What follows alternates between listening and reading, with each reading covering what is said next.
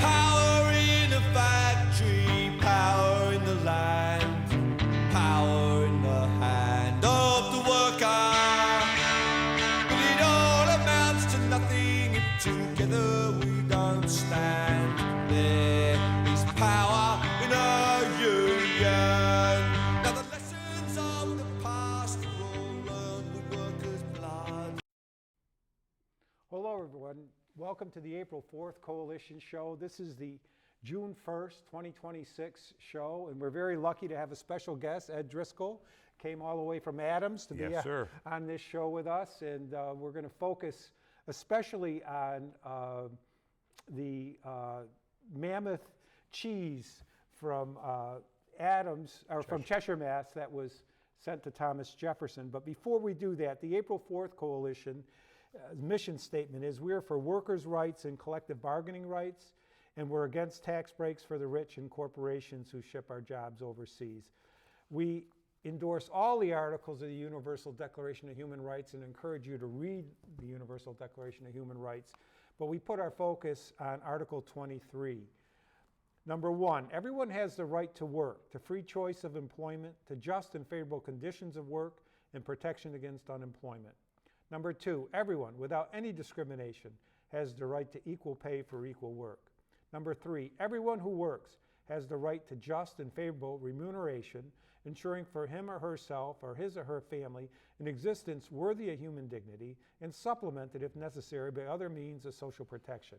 And number 4, everyone has the right to join and form trade unions for the protection of his or her rights.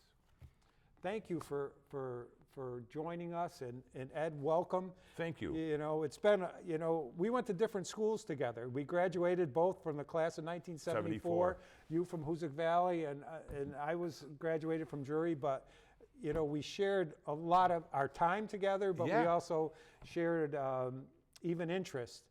We had an early interest in politics in the Democratic Party, and you were a student at St. Anselm's College. Yes, sir. And I was at the University of Massachusetts, North Adams State College. I was bopping in and out of college, but and then we both stayed in the area, unique to most of the people that we graduated the high school with. I know I was personally very fortunate to find a job at Crane & Company where I was happy for 40-something years.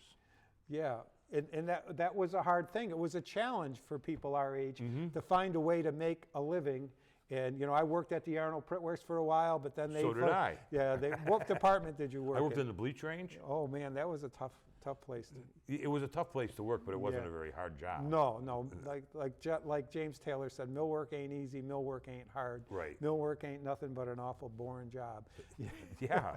But I really enjoyed working at the Printworks, and it's unfortunate that we don't have that manufacturing base in Massachusetts and in the country that we used to have and enjoy. They had over 700 employees.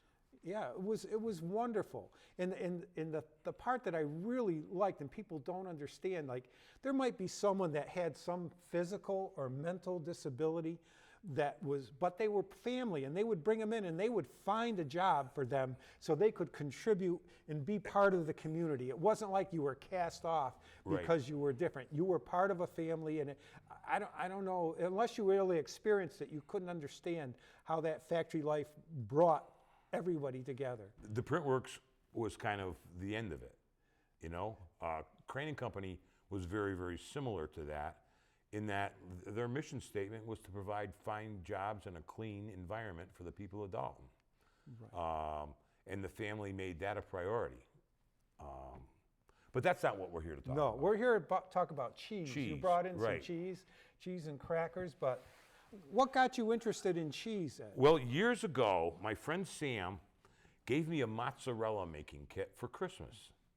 And it's really easy to make mozzarella. The simplest way is you can take a gallon jug of milk, put a little vinegar in it, and that separates the curds from the whey. Then you remove the curds and cook them, and you make mozzarella cheese. All cheese is kind of the same theory, although most uses rennet instead of vinegar to separate the curds and the whey. I took a course at the University of Vermont in cheesemaking when I thought I was going to use it as a hobby, but it turns out I wasn't very successful at it. But, and when the professor up there, I asked him about if he knew about the Cheshire cheese. He said, yeah, that's basically a cheddar cheese with a natto added to it. I said, no, that's in England, Cheshire cheese. Over here, Cheshire is the mammoth cheese. And he didn't know anything about it. And he is one of the world's finest cheesemakers. So he made me go back and research it. And that was when I learned about Elder John Leland. And sort of the thought behind the cheese was to celebrate religious freedom, freedom of religion and freedom from religion. And Elder Leland was quite an interesting character. He was from Massachusetts. He went to Virginia as a pastor, and James Madison was one of the people in his flock. And he was a Baptist minister, is A that? Baptist minister, that's right. Now, without getting too much into history, Cheshire was founded by people from Rhode Island who were followers of Roger Williams, and they were religious freedom activists. They were Baptist. Many of the others were Congregationalists, and there was a John Adams versus Thomas Jefferson dynamic involved. And but anyway, back to Elder Leland. While he was in Virginia and was the pastor for the flock that James Madison belonged to, he became friendly with Madison, and he became one of the authors of the First Amendment's Freedom of Religion, Freedom from Religion Act. And it was very important to him. And I've got some of his quotes here, if you don't mind me just. A national church which takes in the whole nation is no more, whereas the gospel church takes in no nations. But those who fear God will work with righteousness in every nation. The notion of a Christian commonwealth should be exploded forever. And he basically believed that the rules of government should not be guardrails on the road to heaven. And it also goes on, he also went on to say that when you stand before your maker, it's going to be you and the maker, not the government. So therefore, it should be all on you, whatever you want to believe, whether you be, and he uses a phrase, I'll see if I can find the exact phrase here that he uses. All should be equally treated. All should be equally free. Jews, Turks, pagans, and Christians. So basically, Jewish people, Muslim people, and atheists, and Catholics, and Baptists are all treated the same under the U.S. government. Yeah. Go ahead. I was just going to say, like you're mentioning Jefferson. I mean, he was a man of the Enlightenment. Mm-hmm. He studied and read widely, and I think we talked about it in one of the past shows that the person that's secretary, the Attorney General for Minnesota, he used to be head of the NAACP, but he was the first elected Muslim to Congress. I can't remember his name right now, I'm sorry, but when he got sworn in, he used Thomas Jefferson's Koran, because Thomas Jefferson in his library had a Koran. These people were widely read. Absolutely. They didn't just limit. I guess the reason why you brought this up is because we have people in this country that want to say this is a Christian nation. We are a Christian nation. It's not. We're a nation that it's free to be Christian. Right. Or to be whatever else you want. Whatever else you want to be. When I see Secretary of Defense Hegseth's onward Christian soldiers kind of rhetoric, it scares me. When I see some of these charlatan evangelical nationalists, I think of, this is Sharia law, except it's got pork and beer, I guess. Yes. But this is the way the country should run. Well, it isn't. No, it's and I'm a follower of Reverend Barber, who's part of the Poor People's Campaign, and he took last week. I heard him talk, and he says he takes exception to the fact that these people call themselves evangelists because they're ruining that name because it's an openness. To me, in study, I did a lot of studying myself of. I was raised a Roman Catholic. So was I. And I still practice. I'm not. I'm far from anywhere near, living the life that I should be living, but I try. But in my study of liberation theology and the people that wrote, the theologians that wrote that, I remember reading one thing. They talked about if you try to put, like if you have a concept, if you believe in God, and if you're a Christian and you believe in God, they have a rule against idolatry.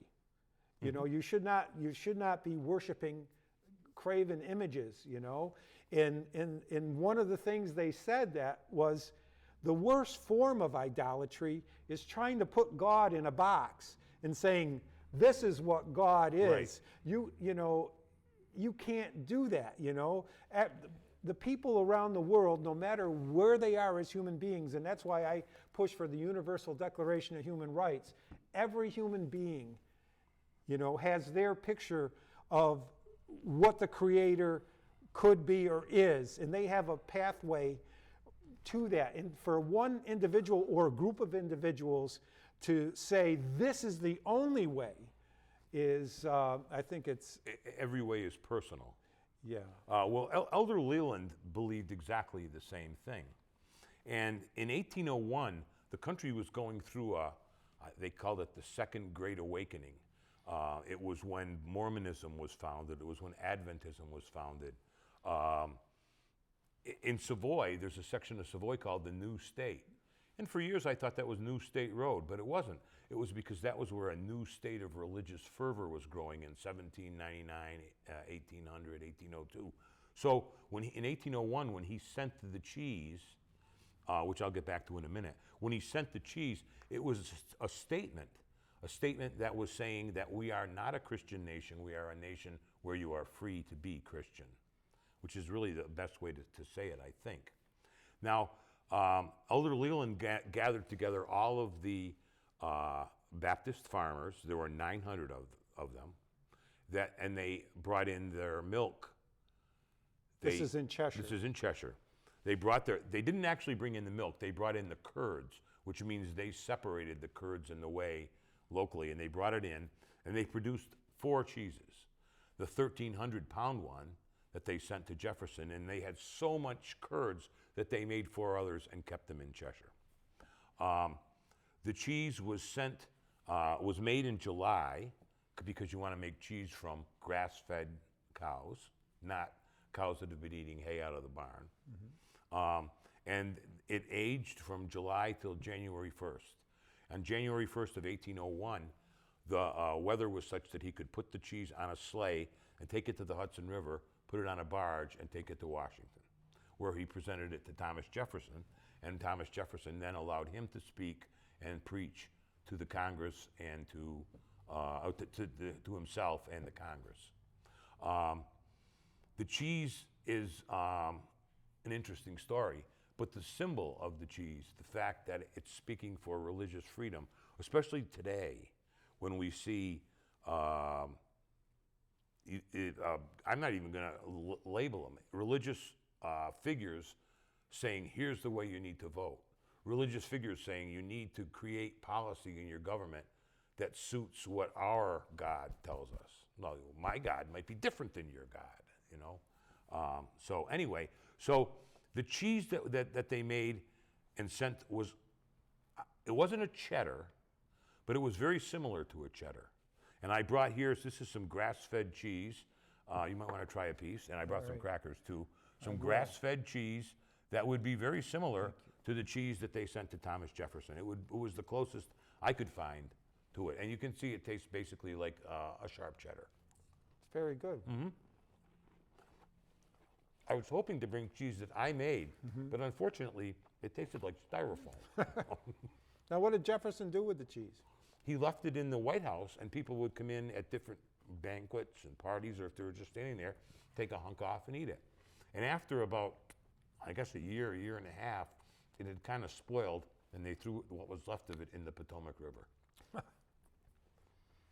But the focus is the cheese, but the overriding principle is the establishment of religious freedom in the country, and freedom from people forcing their own religion on you.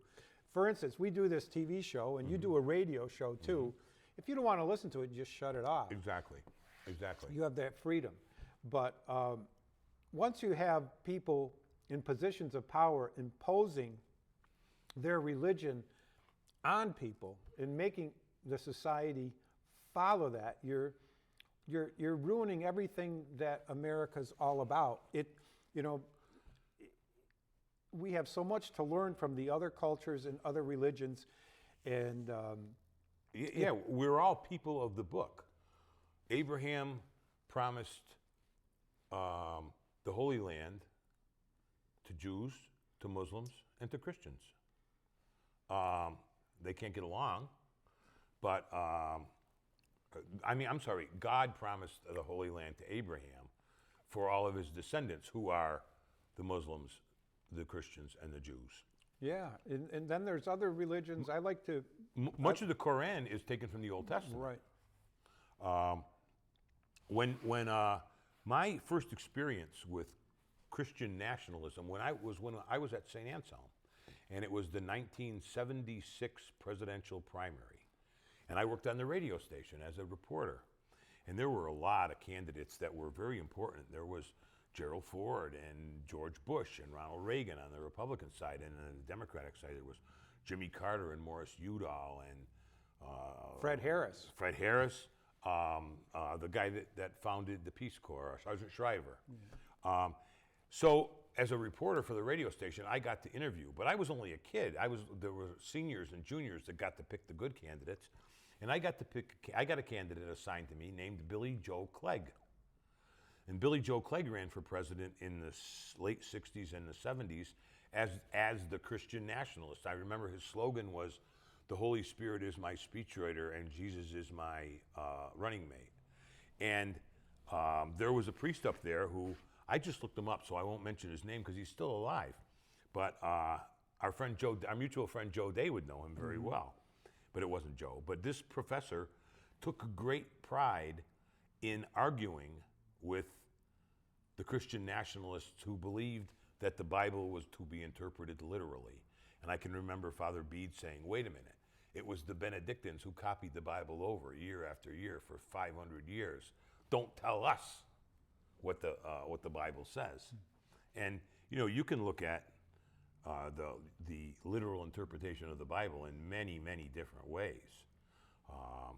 Well, that's one of the things very similar to the problem we're having right now. I really am a big fan of Timothy Snyder. He wrote a lot of books on tyranny, on freedom, the road to unfreedom. But one thing in his talks, he always talks about, the invention of the printing press.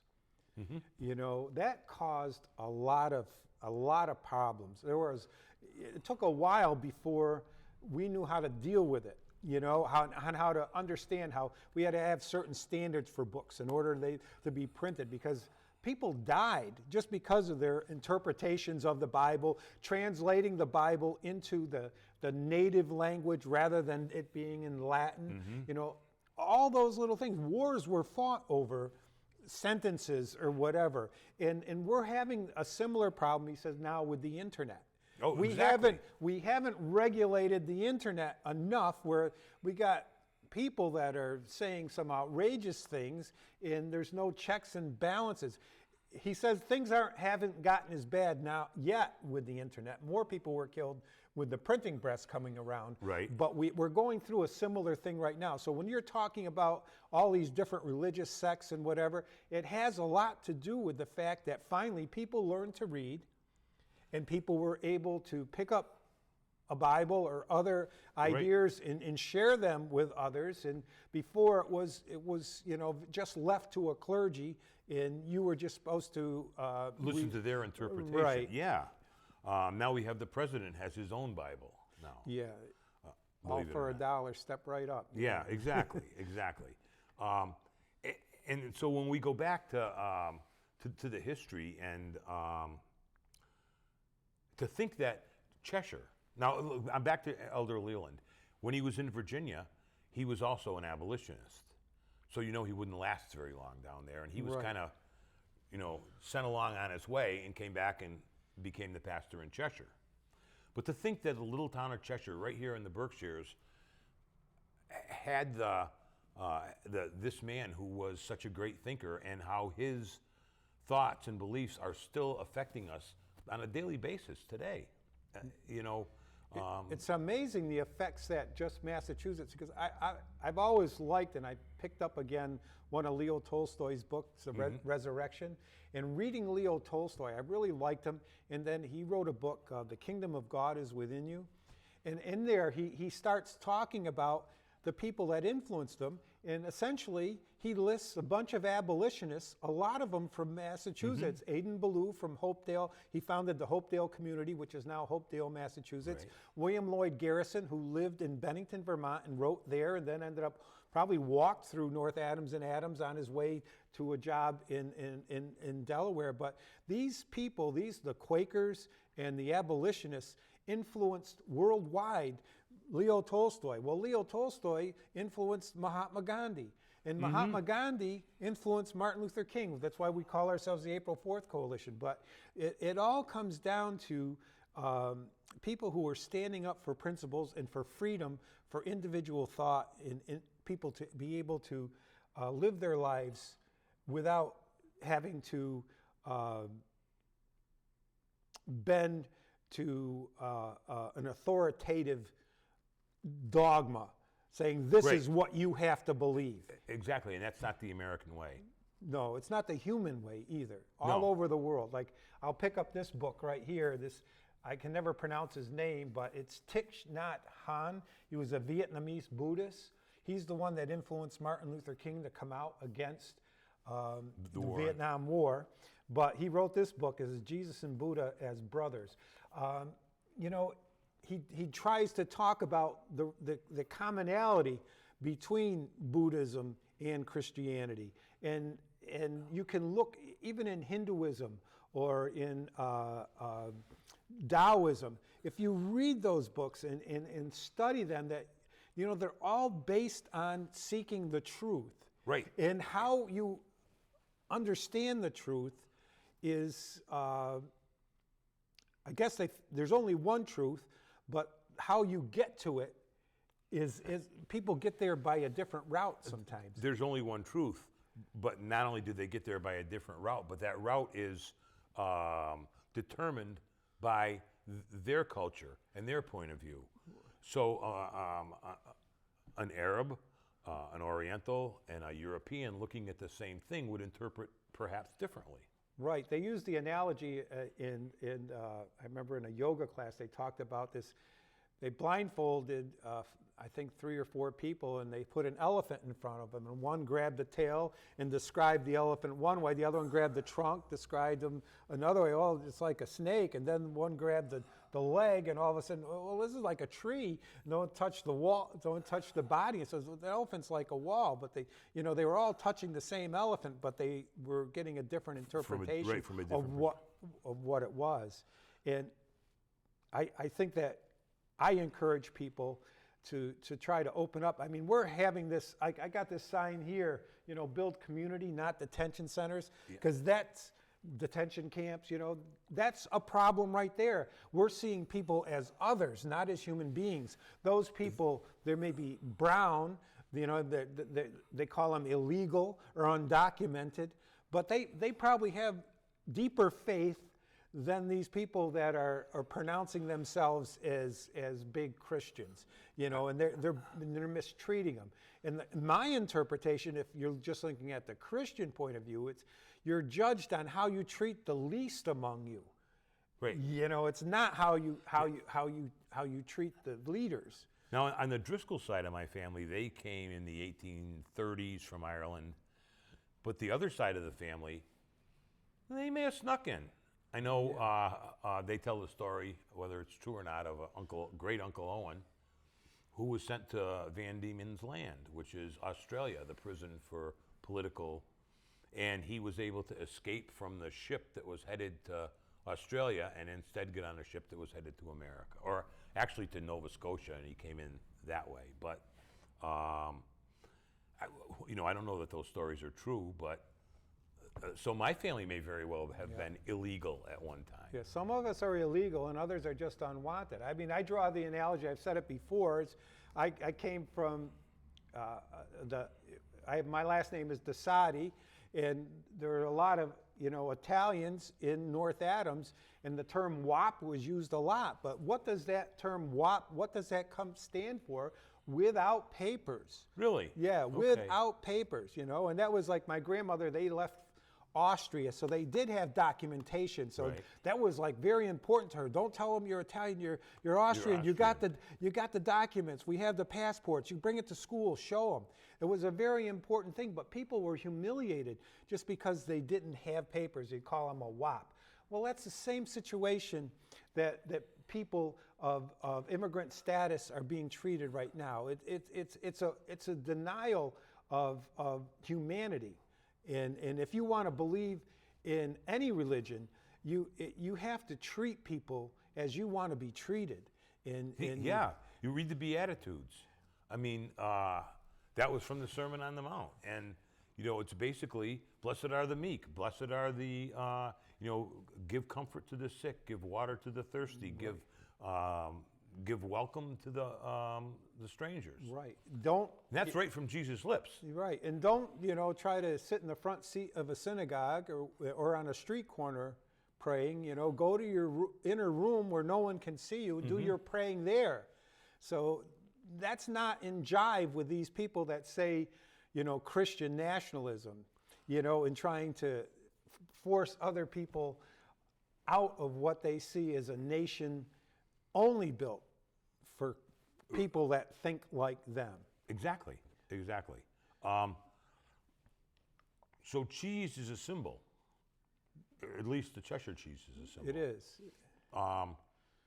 And the fact that such an important part of what makes us American, the freedom, the First Amendment, which is not just freedom of religion, but that was so influenced by someone right here in our own little town of Cheshire. Right, and a lot of times in my readings, they talk about, some people who aren't ready for solid food, they have to have milk or cheese because they're not ready for the really deep part of it. And so it's a way of reminding everybody, that, looking for a land of milk and honey or cheese, We just want to thank you for joining us. I want to plug your radio show. You have a radio show. That's right. Saturday night rock and roll with Ned Driscoll from 7 to 9.